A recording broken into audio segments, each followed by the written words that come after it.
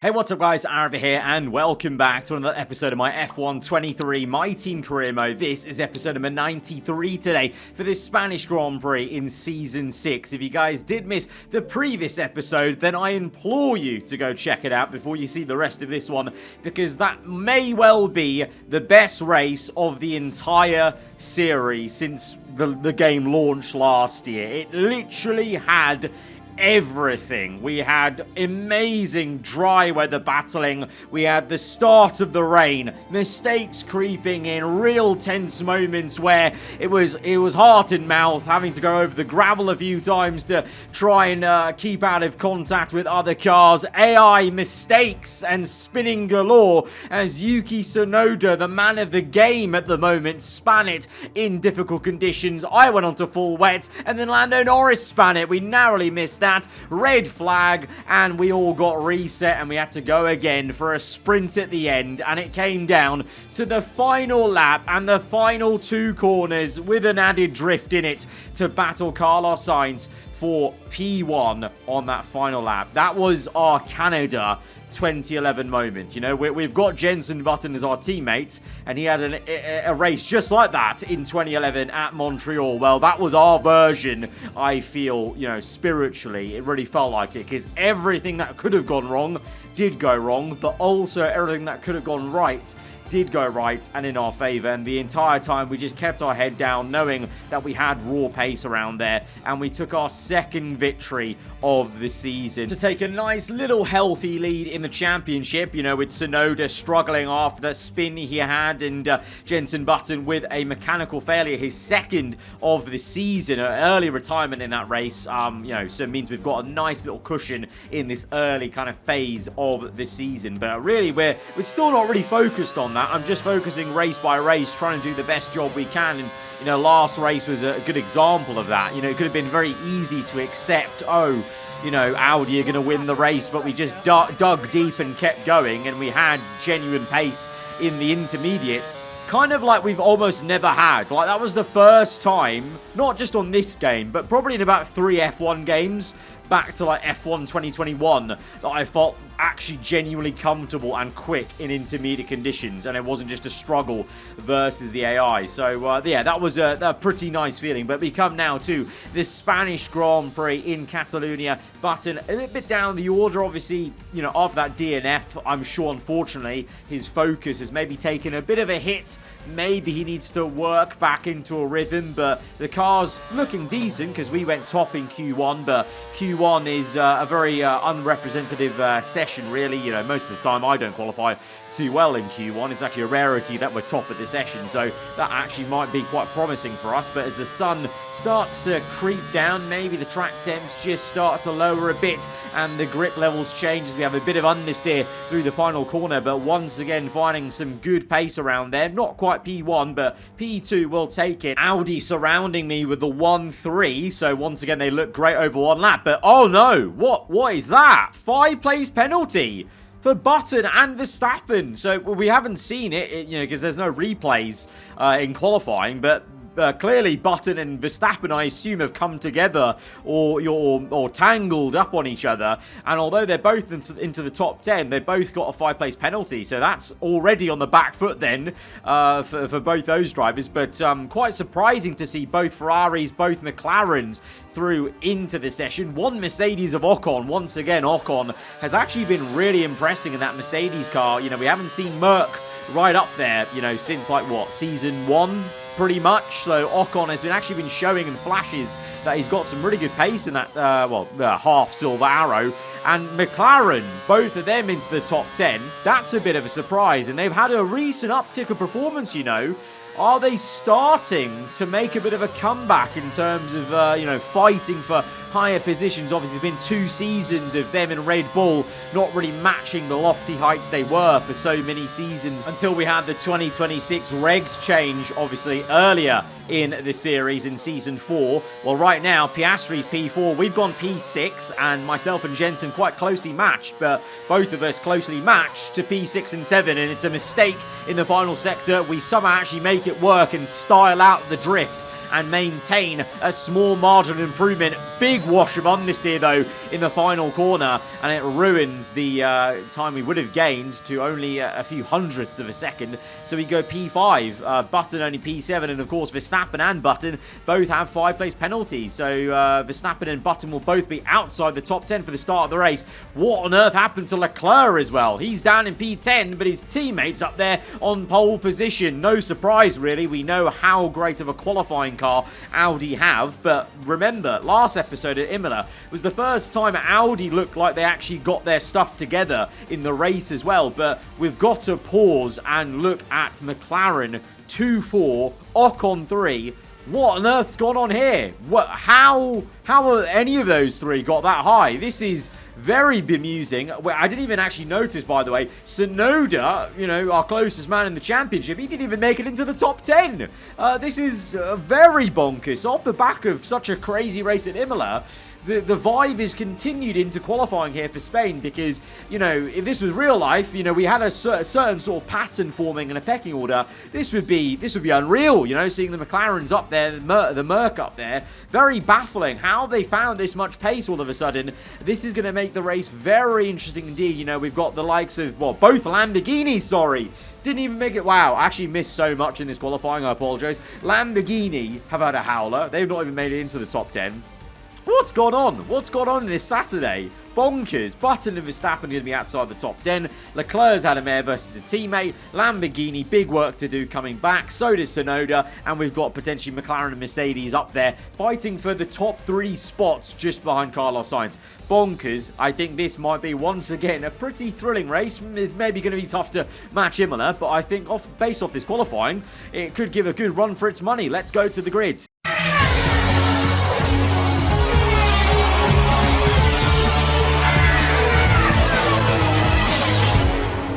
I have a feeling we're about to get a very odd race because McLaren look genuinely really good. Ocon, we know in flashes has been fast. He may fall away, but McLaren, they've genuinely had a bit of an uptick in recent races. They've just managed to hang on to battles that you thought in Season 4 and 5 they'd fall away from. So this actually might be a bit of a challenge for us to make our way through and actually hopefully aim for Carlos Sainz and another race win if we can. That would be amazing, obviously, off the back of Imola. We're flying high after an incredible race there. For the first of 2 Italian Grand Prix this season. But Joe Guan Yu lines up behind him in P6. Russell P7 as Button and Verstappen take their penalties. They're outside the top 10. So we've got a very shaken up top 7, top 10 even, really, the entirety of it, as we go to 5 red lights here in Catalonia for the Spanish Grand Prix. Lights out, and we're underway. It's a slow stop for the pole sitter, and it's going to be adulation for the 2 Papaya McLaren cars as Albon takes the lead of the race. Piastri in second place. It's a 1-2 for McLaren as we tried to get the better of Carlos Sainz. He just squeezed us out at turn 1, but we've done well to stay ahead in P4 at least, and Ocon already falling away as Sainz is very aggressive, trying to maybe scare Piastri off the racing line. It's not going to work. He doesn't budge, and it's a 1-2 for McLaren. What season is it? Is it Season 4? Is it Season 3 again? What's going on? It's been a fair few episodes since we've had McLaren good in this career series. Yeah, very, very odd. Albon leading the way though. Piastri second, Sainz third, myself in fourth, but I have a feeling Sainz is going to try and change that because he's looking very punchy. He's going to probably be kicking himself for the mistake he had off pole position, but he's going for the move in Sector 3. Him and Piastri neck and neck as they're both kind of jockeying and wobbling in tandem with each other, trying to get that rear end planted as we go through into the final corner. We're pushing Sainz through the corner because he's so slow going side by side with Piastri. And here we go now. Can we make a double pass? No, Piastri slams the door on us. And now Leclerc's got into the mixer. Leclerc goes for the double pass. He's actually made 3-4 overtakes, technically, I think that is, because Leclerc was behind Joe Guan Yu to start off with. That was incredible, though. We had, 5 cars all separated by 0.001. He could throw a cloth over all of them, as we're now still having a scrap with Piastri and Sainz, and we've made the double pass ourselves. Piastri comes back at us, though. That McLaren's actually really quite decent, you know, and the Australian, obviously the world champion, remember, from Season 3, overtakes us to get up into P3 as we have to settle for P4 in the end. But Leclerc came out the big winner there. P2! Oh my God. That could have been the worst thing in the world. I am so glad Sainz was switched on there and didn't T-bone us. That could have been our race over, as we now, of course we've taken a bit of contact from Pierre Gasly, as the Lamborghini driver is desperate to try and make up positions before his soft tyres wear out. Odd choice by Lamborghini, I must say, for Gasly and Pourchaire to be on softs, and Pourchaire on softs all the way down in P15. You know, they won the first race of the season. I said it last episode, or maybe a previous one, but you can tell, without the partnership and expertise of myself and AAR, Lamborghini as an independent outfit are not really making the right decisions in races consistently. But here's a replay then. So this was an incredible moment here. Piastri slams the door. We have to take a bit of avoiding action, but look at Leclerc there on the left. Leclerc started behind Zhou Guanyu. So Leclerc made a quadruple overtake there to get into P2. That is unbelievable. That is crazy. But going back to the live action then, and unfortunately we're seeing Pierre Gasly sail through as we have a snap of oversteer. I'm really not liking these medium tyres, shock horror, but I'm surprised they're feeling this bad already on lap 3 as we've got yellow flags, and there's a car slow, and it's Carlos Sainz. It's the home favourite, the Spaniard. I think he's going to be out of his home race from pole position to a DNF. That's peak. That's really quite peak, as we look to make a move on Gasly to re-overtake him. It's inches away from making contact with our bitter rival. We're trying to keep our foot in, but Gasly will just chop across us, inches away from contact. But to be fair to both of us, we've kept it clean there. Hard but fair. But Sainz out of the race. Meanwhile, Tsunoda looks to dive bomb Verstappen, as he is also on the soft compound of tyre, trying to make his way through this traffic and recover from the poor qualifying. But that's really torrid luck for Sainz, you know. Leclerc made that amazing quadruple overtake and was ahead of him anyway, having been behind with Sainz on pole position.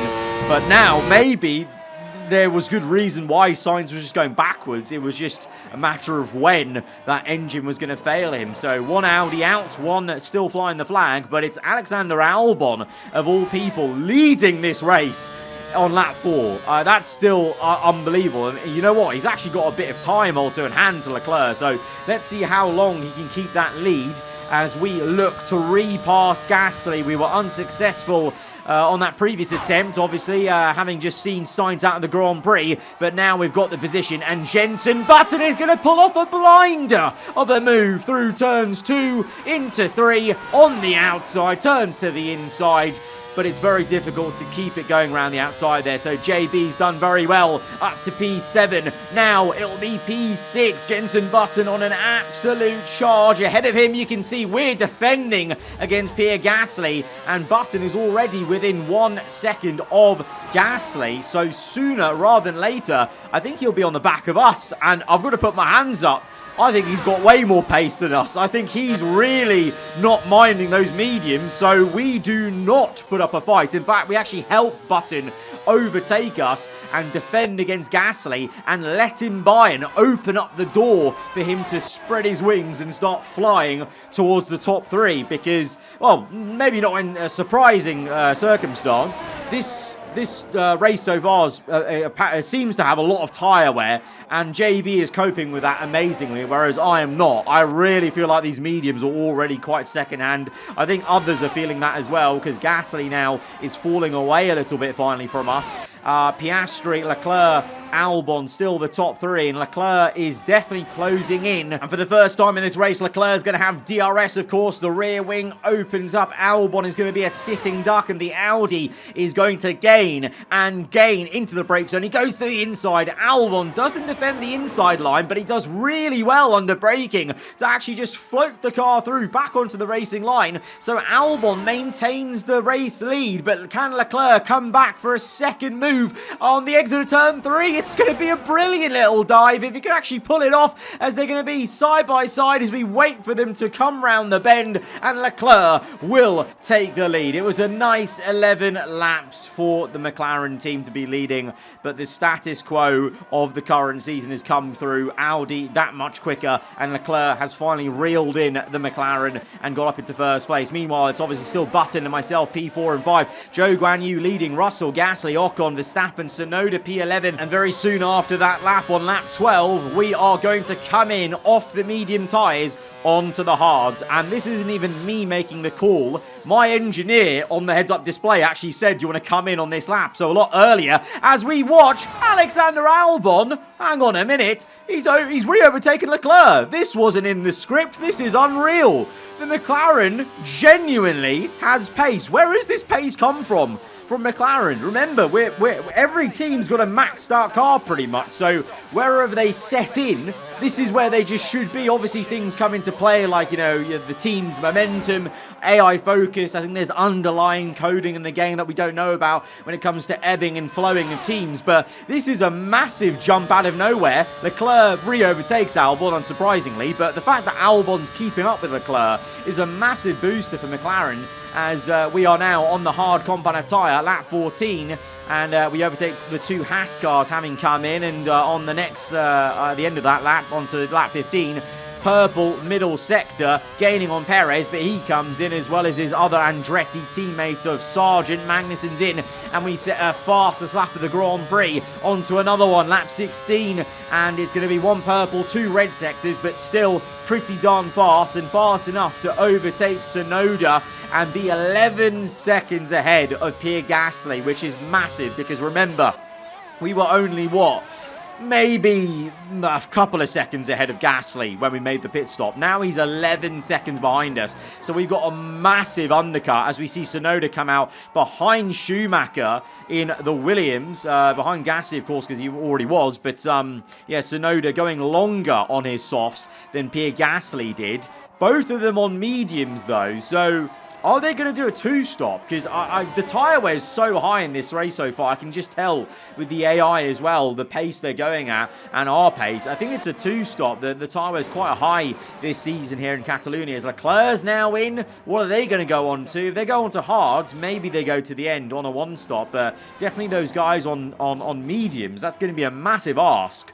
For a one-stop from here, I would say. Judging by the tyre wear I only went 12 laps on mediums, remember. As Leclerc is in, JB carries on. Russell and Zhou Guanyu having a bit of a scrap into turn 1. Let's see where Leclerc comes out there. He comes out behind Ocon, and he's actually we're not too far off him. We're, 7 seconds, that is?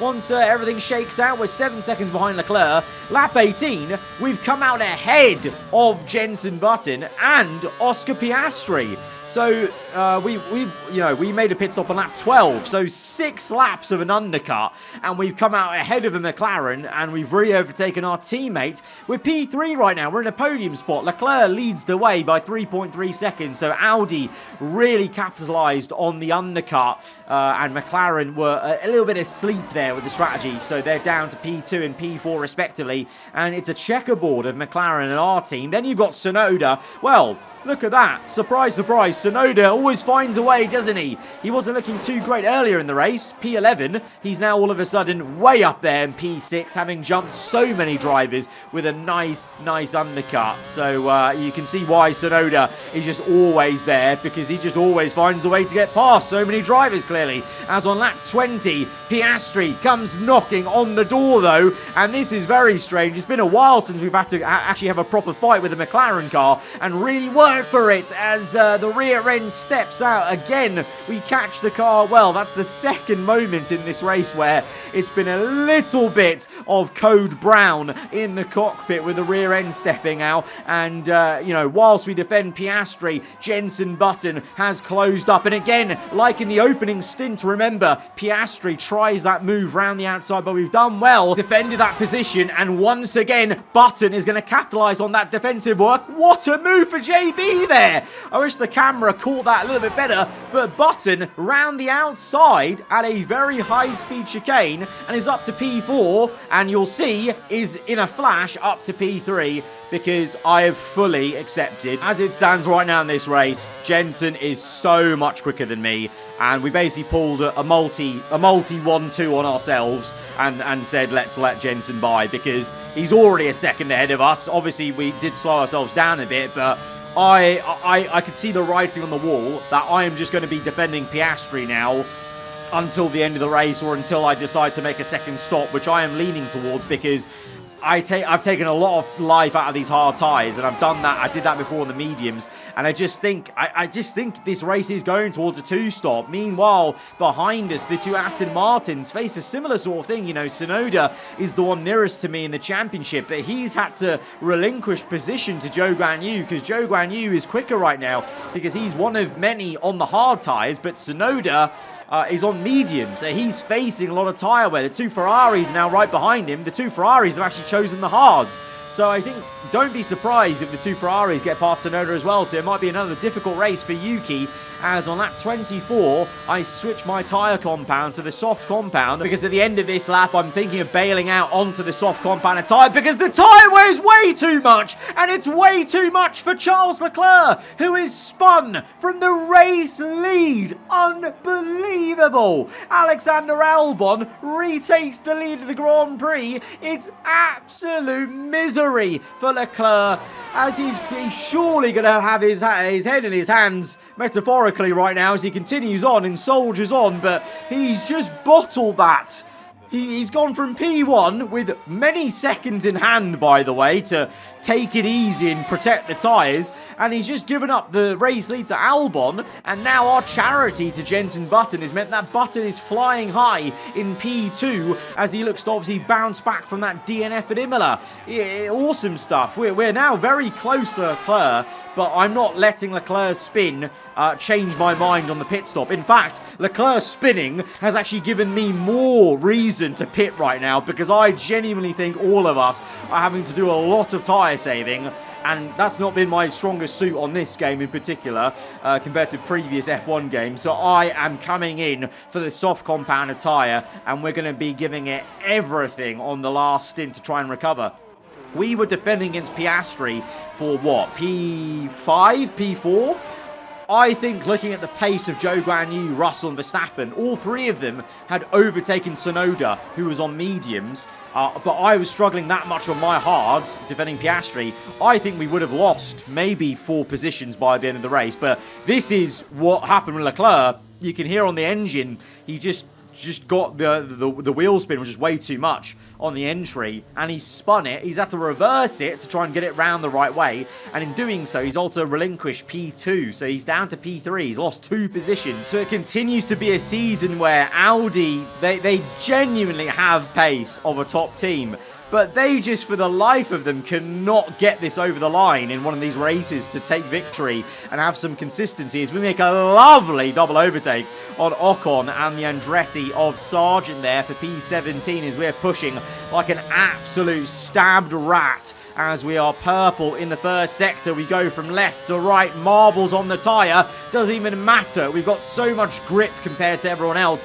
The marbles aren't affecting us too much. We set a fast lap of the Grand Prix, shock horror, as we gain and gain on Magnussen and Lando Norris in the Red Bull Ford. How the mighty have fallen. Red Bull looking like an absolute midfield team, very much so this season, as we now catch up to Liam Lawson. DRS open, bit of battery use. The Red Bull has DRS, so to be fair to Red Bull, looks like they actually have some okay straight line speed, because Liam's right there still, all the way to turn 1, and that's actually why Red Bull are always good at the power circuits like Las Vegas earlier in the season, but at these sort of circuits they're struggling for pace, because clearly their chassis and aero is not matching everyone else, as we now watch a ding-dong battle between Pourchaire and Bottas, and we think, thank you very much. Dive to the inside, double overtake, 3 wide momentarily, we defend the inside, and we're up into P11, making fantastic progress, as we're going to immediately be on the back of Pierre Gasly then at the end of that same lap.